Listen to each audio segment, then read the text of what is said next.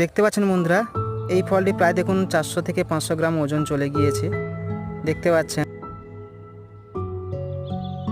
ফল কিভাবে বড় করবেন বা ড্রাগন গাছে ফুল কিভাবে আনবেন, বা অনেকের ফল ছোট হয়ে যাচ্ছে এরকম কিন্তু কমেন্ট আসছে কন্টিনিউ। তো এখন কিন্তু যেহেতু তীব্র গরম রয়েছে, তার জন্য হয়তো অনেকের ফল হয়তো একটু ছোট হতে পারে। তো তা কিন্তু চিন্তার কারণ নয়। আর দ্বিতীয় লটে ফল যাতে খুব বড় হয়, তো তার জন্য কি কি খাবার দিতে হবে এ নিয়ে কিন্তু আমার চ্যানেলে ভিডিও দেওয়া রয়েছে। এই শর্ট ভিডিওর মাধ্যমে কিন্তু আমার লিঙ্কটা দেওয়া আছে, নিচের দিকে দেখুন। কিন্তু টাইটেল দেখুন, এই শর্ট ভিডিওর নিচের দিকে দেওয়া রয়েছে।